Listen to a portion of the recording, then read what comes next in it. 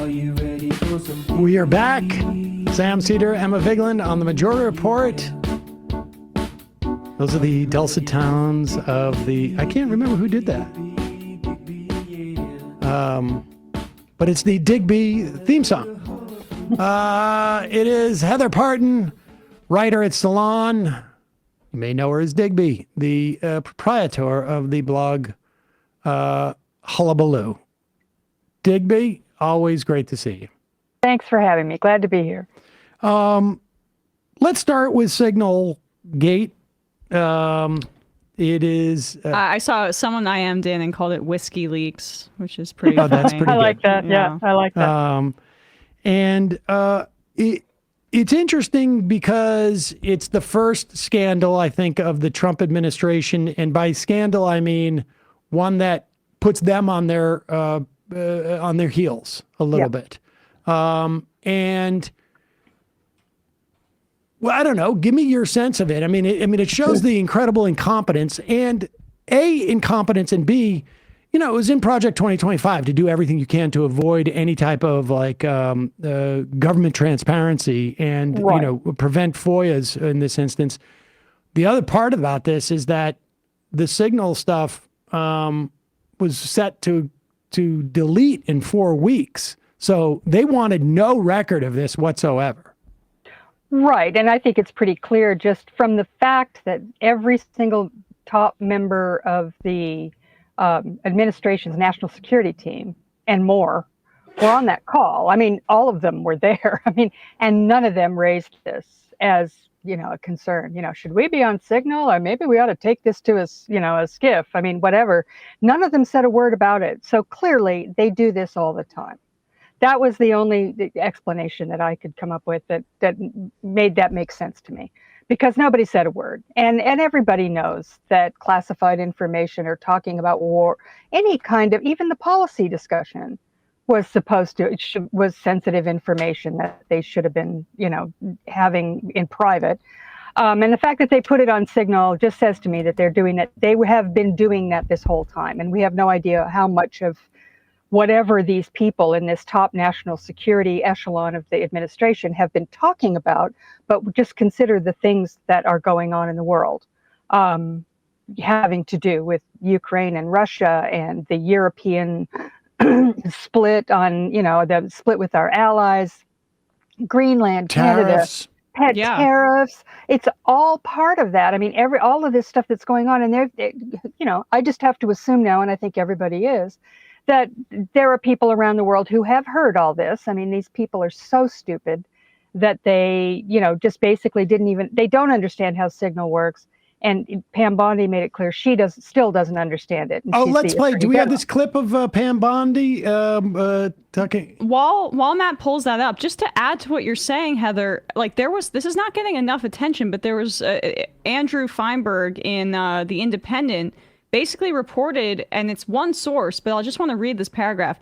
The decision to refuse government IT help during the months before Trump returned to office was made in part to avoid the mandatory record keeping that comes with using official resources, according to some familiar with Trump's thinking at the time.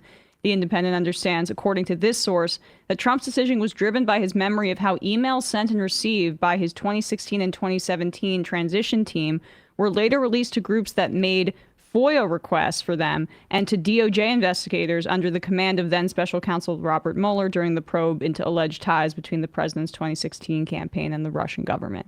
So it appears like he said, Trump 2.0 this time, we're not using official channels. Right. I don't want any records of anything we're doing. And that's why this might be the tip of the iceberg of this story, is that they're trying to avoid record keeping, which is the law, across the entire administration. Well, consider the fact that Trump is basically incredibly hostile to the Presidential Records Act.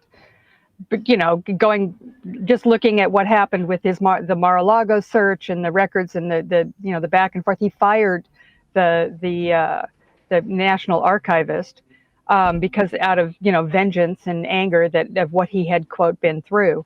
So, yeah, I have no doubt that went down. They just said, no paper trail. We're not doing that anymore.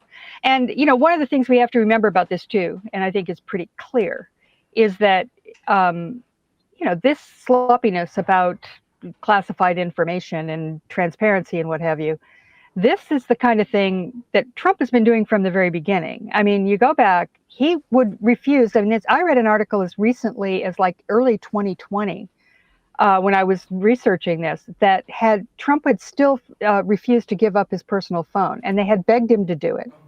He never did. I mean, he kept it. I'm sure he's doing it right now. I'm sure, and he doesn't use Signal. This is, I'm sure he's just using the regular old text messaging on his phone, and they can't get him to stop. Think about what he did down in Mar-a-Lago when he read the Iran war plans to a couple of writers who were there interviewing him. He showed it to them. He told some Australian billionaire down at Mar-a-Lago one night about the American nuclear submarines, and the billionaire went and told dozens of people, including reporters, about it. This guy he just doesn't believe, he told Kislyak and Lavrov in the Oval Office about some Israeli classified information, very closely held stuff. He shared that with them, kind of, hey, listen, guys, on the QT, got some, want to hear something juicy. And this is how he treats this stuff. So why would Pete Hegseth or any of the rest of them have had any, real sense that this was an important thing? Now, anybody normal that he would have hired for these jobs would have independently understood that this is a very bad idea. But these are all, these are all just toadies, and, they're just whatever Donald Trump wants is, that's all I care about. And, furthermore, I think that, one of the things that struck me about this, that I haven't heard a lot of discussion, there has been some, is just the policy discussion itself, setting aside the fact that they use Signal, that they sloppily put Jeffrey Goldberg on the call and all the rest of it. The policy discussion that they were having on that call with J.D. Vance questioning, whether or not they should go ahead with this, and the Europeans don't deserve it, and why are we doing this? Shouldn't we put it off for a month? And Hegseth, being the eager beaver, going, yeah, well, I agree. However, we need to, we're the only people on the planet who can do this, who can protect the shipping lanes, or what does he call it? Freedom of navigation, I guess whatever. But in listening to that or reading it, and I read it really closely a number of times, it didn't sound to me, maybe you can correct me if I'm wrong, that they really knew if Trump had signed off on this. Oh, they did not. In fact, go ahead. No, I was just going to say that they didn't know, and they were kind of thinking, well, maybe, don't tell, it's kind of like, I won't say it. J.D. Vance even said at one point, well, I won't say anything if you guys agree that we should go ahead. I'll keep it to myself if that's the consensus. And then Stephen Miller came in like the voice of God in this conversation and said, well, what I heard was a green light, and this is what we're doing. And then he said, yes, we'll make the Europeans and the Egyptians pay, blah, blah, blah. And that was the end of the conversation. So Stephen Miller, apparently in these situations, in these meetings, you'll often find somebody who sort of is considered to have the voice of the president. That's one thing. It's another thing when nobody knows exactly what the president actually agreed to, or whether or not he was going to agree to it, and did he sign off or didn't he? And then Stephen Miller is the guy who is basically calling the shots. That kind of freaked me out, I have to say. I'm sitting there going, him? I don't even know why he was on the call. But fact that here's the interesting part. I think he was on the call to do exactly what you said. Here, put this up on the clip.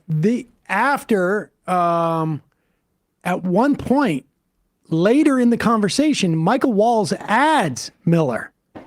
And that's when Miller comes into the conversation. Oh, right. Yeah. Walls was added Miller after all of that conversation was happening, as basically must have gone to Miller and said, Hegseth, Vance seems reluctant to do this, and Hegseth, he's just so drunk that he's probably just going to go with whoever says to do what. And so Miller's got to come in and put down the hammer. I mean, I was really struck by this situation. Like it does really feel like Miller is brought in to sort of be the heavy in this situation.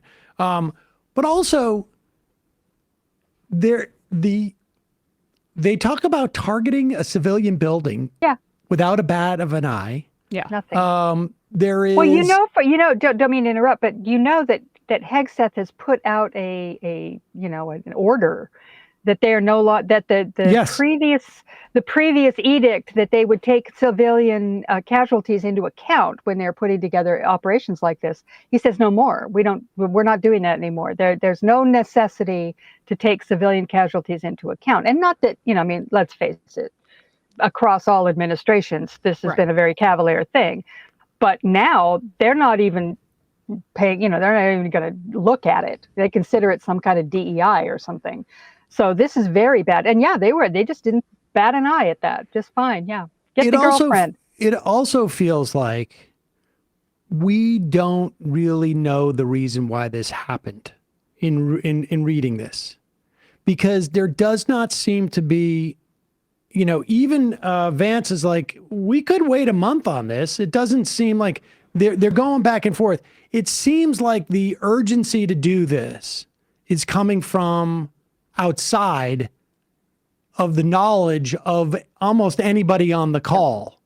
And, I suspect it has to do in Israel. It's now being reported, provided, the intel for this attack.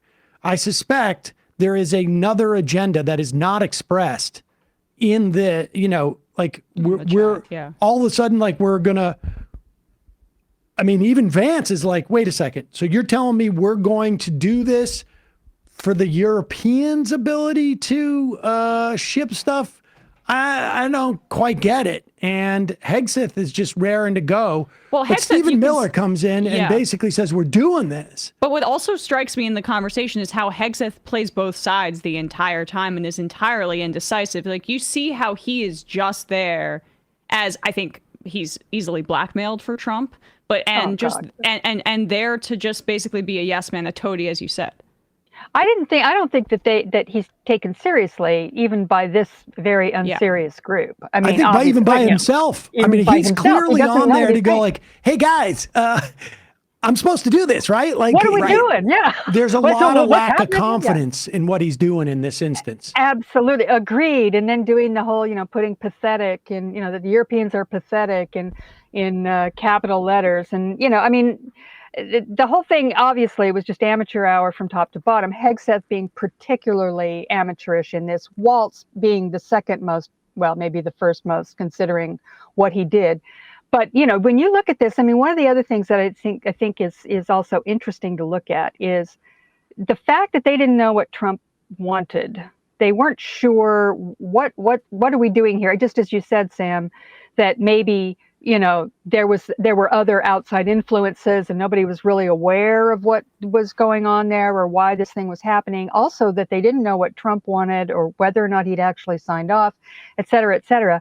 One of the things that really interested me was when the story broke, it had been out for 2 or 3 hours at the time they asked Trump about it. Goldberg had also asked the White House for comment. He didn't publish that without calling and asking them to comment on it. So the White House was aware. They didn't tell Trump. Now, I don't know whether or not they thought, and I believe him. I know I can tell when he's lying about stuff like that. He has a tell. He's kind of like, oh no, I didn't know anything about that. I didn't know anything. Really? And he goes, yeah. This time he really didn't know anything. I don't think he knew that this had happened. He seemed like, what are we talking about here? What? It struck me as being pretty real. They didn't tell him about it. Now, I don't know if that's because they didn't think it was any big deal and it wasn't going to blow up, or whether or not they just didn't tell him. And as the day wore on, and then the next day when he had the meeting with all the ambassadors and had Waltz do his little, genuflect and belly crawl to, take responsibility. He's out of it. He seemed really out of it, more out of it than I've seen him before. And for one thing, we know he doesn't understand the technology. That's clear. He's going, well, he had a bad signal. We had a signal that didn't work and wrong guy was on the call and et cetera. He obviously doesn't understand that part. But I don't think, and I see this more and more often in various settings, he is not all there. And he's still Trump and he's still saying his stupid stuff and he's still doing the usual thing. But there's something really going on there, I think, that is more obvious by the day. I think he's And just trying to enjoy his golden years. Yeah. well, true. He's retired. I right? mean, honestly, he's I having do fun. think he's like, all I got to do is show up for an hour a day, answer questions. It doesn't matter how I answer them because they're all, What's the difference? and nobody presses me. My best attribute is basically going, I'm not talking to you anymore. Your question. And then he goes and plays golf. He's checked out. I mean, yeah. And He's also, checked out. we've now said, I made this exact point yesterday, that we've elected the oldest person ever, now 3 consecutive times to the presidency. Trump the first time broke the record, then Biden, and then Trump broke Biden's record. And they're just getting older, yeah. And he's just getting older. And that weird interview he did with Laura Ingraham in the Oval Office, where they toured around and he talked about the decor and like the curtain that he put up in front of the Declaration of Independence.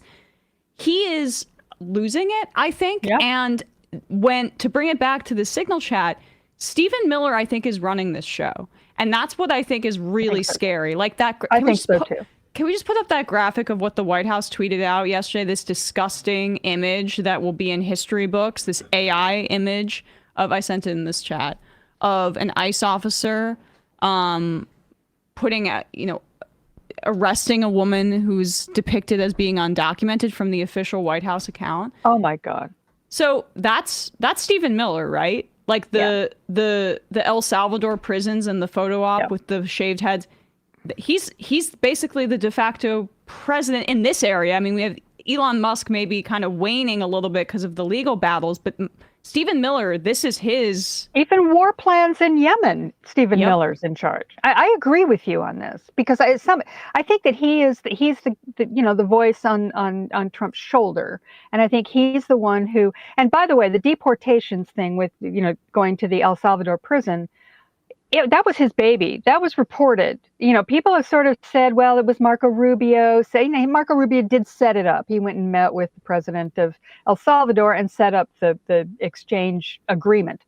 But it was Miller, along with Kristi Noem, who is turning out to be quite the good little fascist. Mm-hmm. The two of them were in the White House when that whole thing was coming down with the deportations. They wanted to keep it secret, so that they couldn't get that the stay from so that a court wouldn't know about it. But it leaked. It leaked that Trump had signed that executive order late on Friday night to, call them, Tren de Aragua gang a terrorist they had already called it a terrorist organization, but to invoke the Alien Enemies Act. And he had done that late Friday night, and they wanted to keep it under wraps so that they could get the planes off before anybody knew about it. It leaked, and it got into court, and that's what ended up happening with them, sort of ignoring the judge's order, et cetera, et cetera. Everybody knows about what's going on there. That was Stephen Miller and Kristi Noem in the White House doing that. That was not Marco Rubio. I'm sure Trump was, I think, at Mar-a-Lago. I don't think he knew anything about it. And this was those two doing that. So I agree with you completely, Emma. I think Stephen Miller is running things on a day-to-day basis. You've got Susie Wiles, who's, I don't know, she's kind of handling the paperwork or something. And, sort of there's a pretense that she's the chief of staff. Stephen Miller is the chief of staff, and he is, he's the Edith Wilson of this administration. Because to me, what I see in Trump, and you're absolutely right, that bizarre interview with Laura Ingraham. I mean, it just kind of made my skin crawl, I have to say. First of all, what he's done to the White House is just grotesque. I mean, it's no longer drab. Oh my God, the gilded you don't like everything. His taste? Heather, you don't like his taste? It just doesn't really work for me. I'm sorry. And then putting the curtains on this fake deck. He says, this is the Declaration of Independence. Like it's the real thing. No. Declaration of Independence is, under, it's sort of vacuum sealed, highly secured, the real one. He put a fake Declaration of Independence in the White House and put curtains over it to pretend like it's being protected or something. Like I don't even understand it. Yeah, it's like the Torah. I mean, it really freaked me out. I have to say, it was very, very disturbing. It was bizarre. Yeah. Let's talk a little bit. I mean, I think the best way to sort of transition to also what's going on in terms of like broadly with immigrants and sort of this, where we are on the road to fascism. And the thing that's interesting about this scandal, right? I mean, and people, I've definitely had conversations with people who are like, we're not talking about the 53 people who were killed by our bombing. We also haven't been talking about the fact that we've been bombing, I think, every day since that first attack, which was almost 2 weeks ago now, or was 2 weeks ago. Oh, it's very successful, Sam. Very, very, very successful. Well, I mean, we're in this era where, like, there's so much news, there's so much to, that people are worried that, like, you're keeping your eye on the wrong things. I wonder about, there's two things that sort of dovetail here. One is, where is the opportunities to stop what's happening? Mm-hmm. Like when we still have atrocities going on in Gaza on a daily basis. We have these attacks on Yemen. There's crazy ass stuff going on in Turkey where they literally kidnap the mayor, disappear a mayor, the political rival. Right. And they're, starting to and that may be where we head in the future. Mm-hmm. But this scandal shows why the president wants cronies all around him, because in the first Trump era, this would break open because somebody would be like, and Marco Rubio almost is playing this role, but he's still being a good little boy.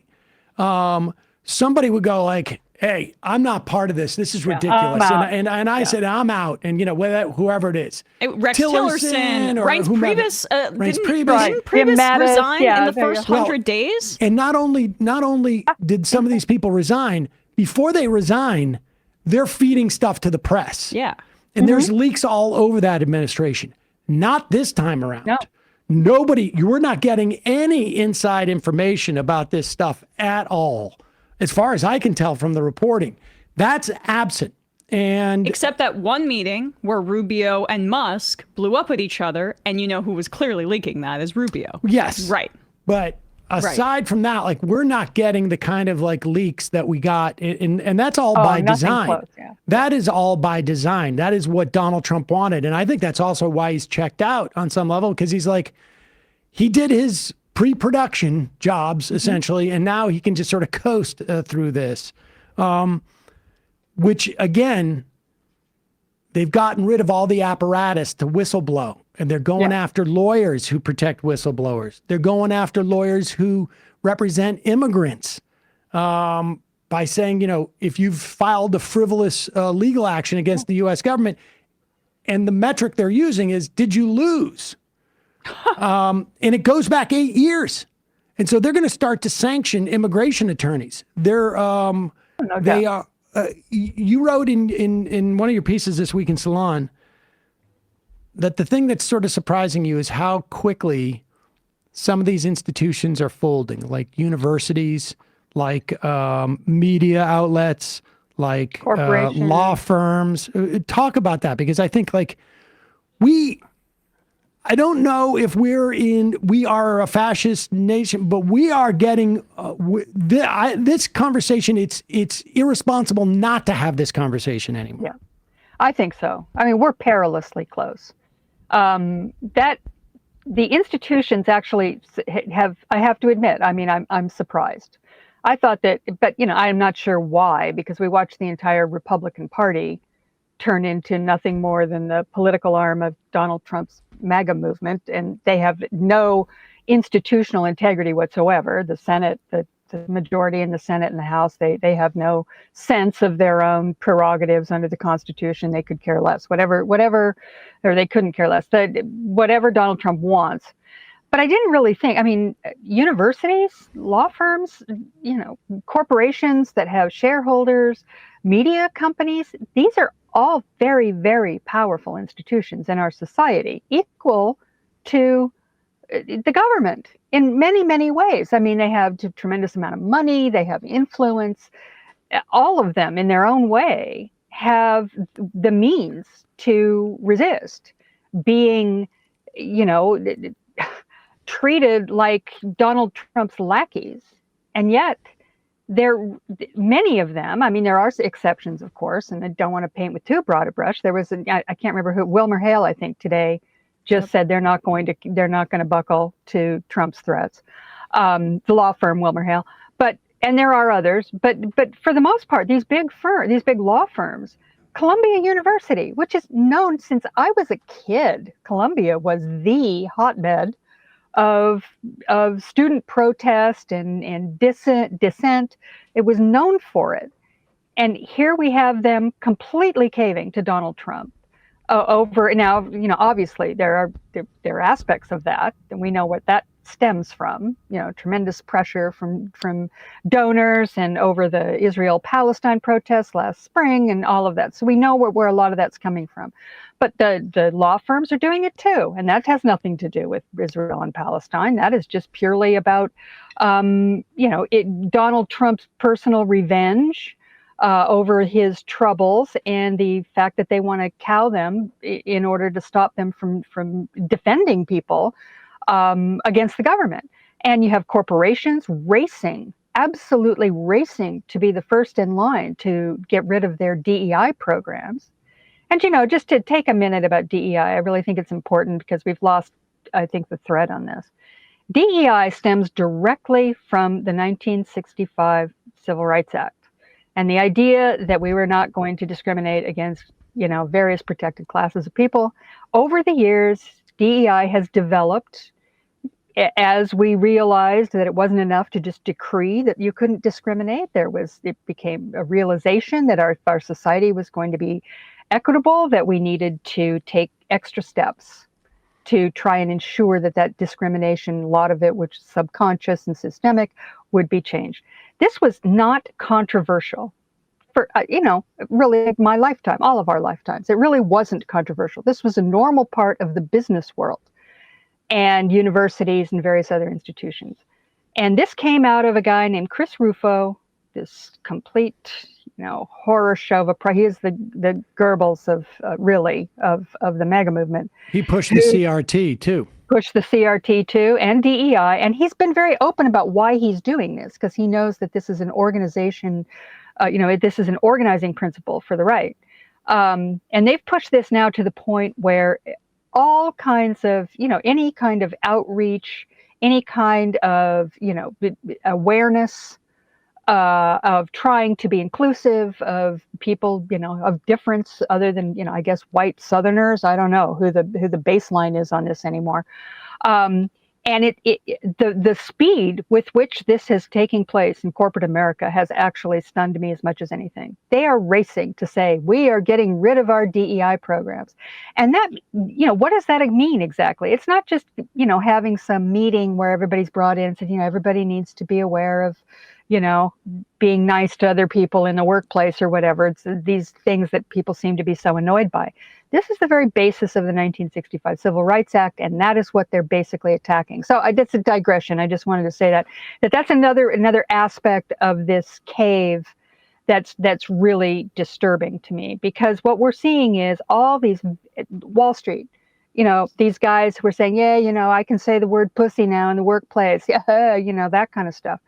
And these big institutions, I really thought, CBS News or ABC, settling with Trump over complete nonsensical lawsuits, that they would have some, sense of their own prerogatives, their own power within the society to say, no, the government doesn't get to tell us what to do. Right now, this used to be, if nothing else, it was a right-wing idea, get the government out of our lives. You couldn't tell businesses how they could run their business. You couldn't tell law firms what they could do. I mean, and so this has become a big surprise to me, and it is one of the most chilling aspects of this, because if all these people with power are refusing to fight back, you've got the Republicans in Congress refusing to fight back. You've got the Democrats who are, sort of suspended in amber and basically, doing the bare minimum to even say anything.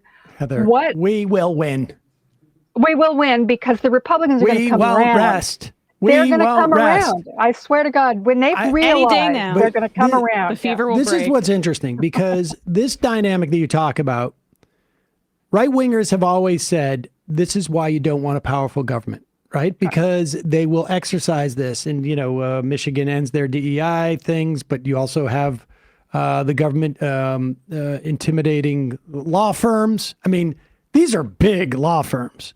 And all of these, Jeff Bezos. Right. The interesting thing here, and I think maybe we got to wait for people to write books about this, and it's a little bit early for people to make these type of analyses, but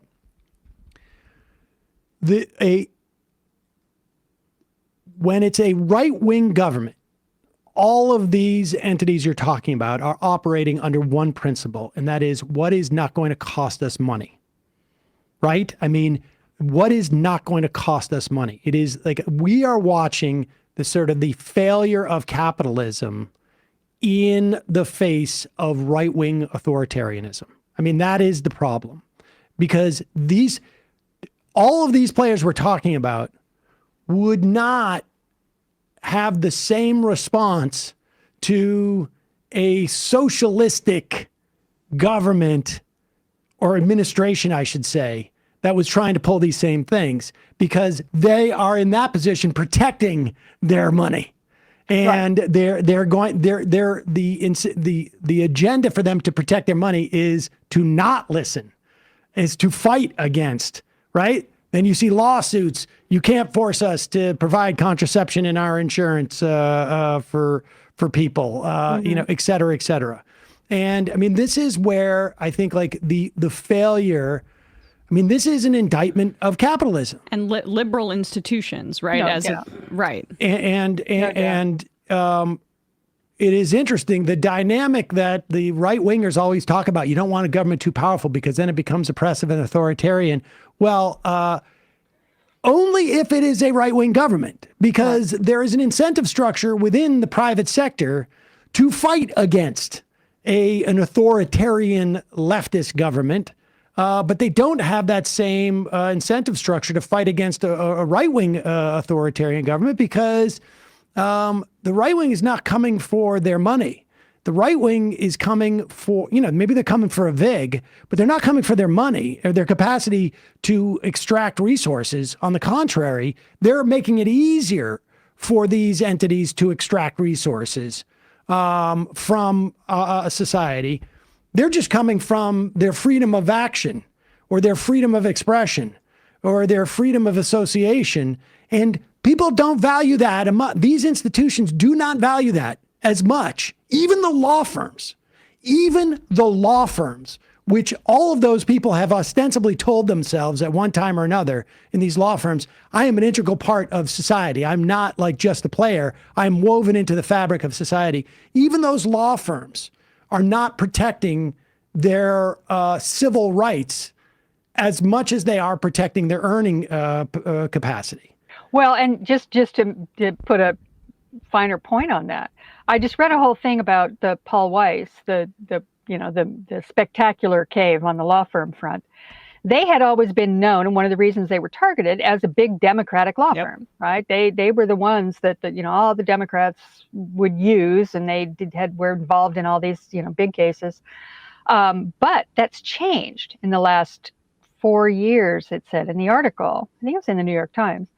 They've been taking on major corporate clients, and that has become their big revenue. And they have some big, I can't remember the guy's name, some big wheeler dealer lawyer who's at the top of their corporate division, who they poached from some other law firm and brought him over. And he brought over all these big clients like GE, really big clients. That's exactly what you said, Sam. That's what's driving them. Their business, as they know it now, is just being in service of the corporate of corporations. One thing that I find interesting about this, though, is that one thing we know about Donald Trump, and apparently all the people around him, is that he is economically illiterate and is making economic decisions that make no sense, even for big business. Now, granted, they'll get their tax cuts. I think we can probably count on that. And maybe that's all they care about. tax cuts, tax cuts. There's nothing else here. But what Trump is doing to the economy with his tariffs and with breaking up all these alliances in various ways all over the world, the global economy is it's very unstable because of what he's doing. It's not just unstable because it's unstable. I mean, that can happen, and somebody can be at fault for that or not.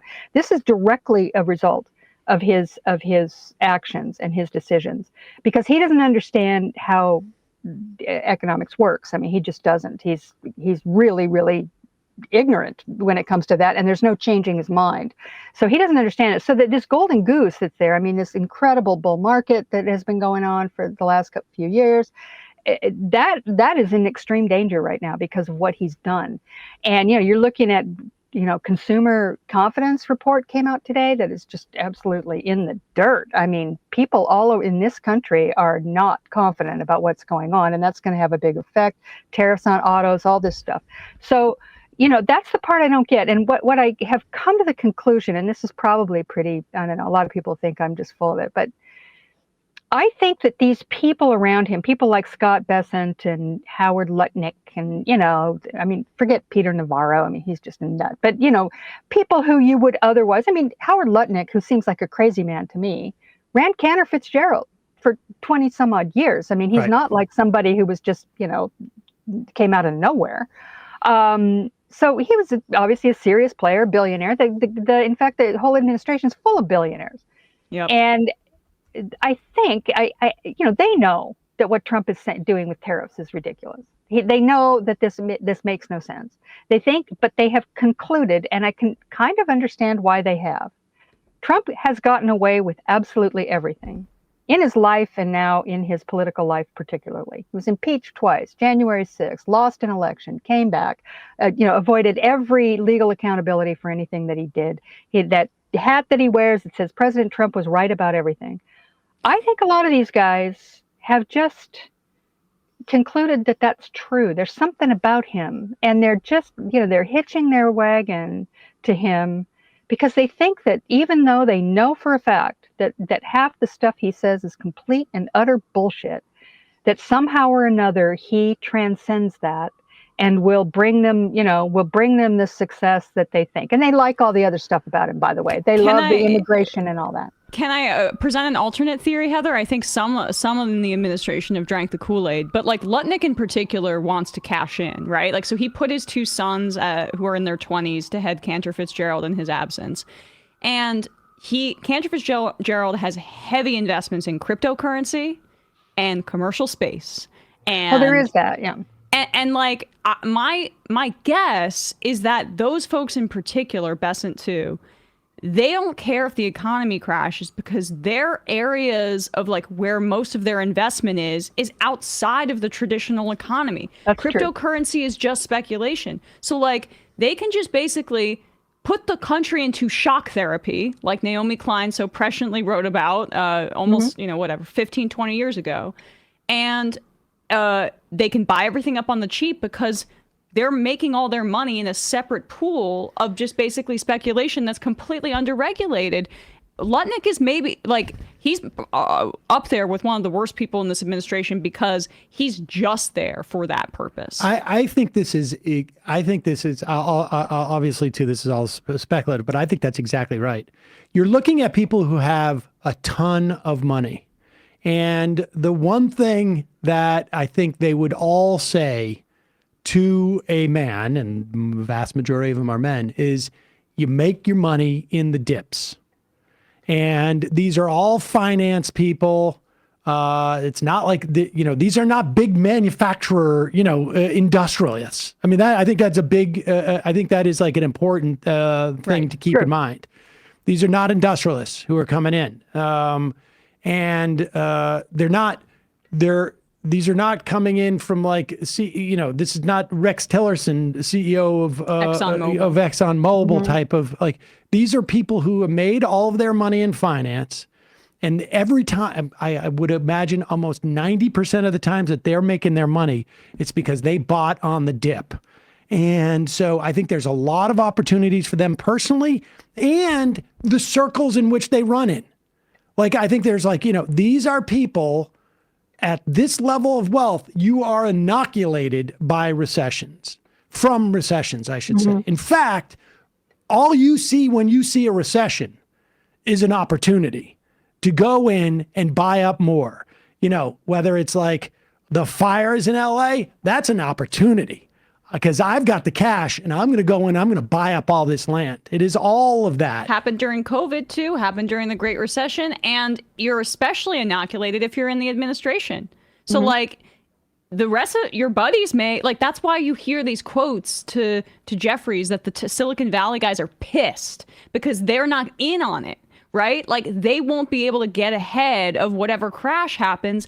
And that's why they're so happy to go along, because there's no oversight on the corruption and they will get richer, all of them, in their time in the administration, even if the economy crashes, is my guess. And if the crypto market, finally crashes, which it will, they'll get bailed out by the government. They're setting that up. They're setting that up right now. Well, he wants to create a strategic reserve of crypto, which would take taxpayer money to artificially inflate and create a floor for cryptocurrency, which was supposed to be an alternative to fiat currency. But now we need the government with fiat currency to stabilize it. That's right.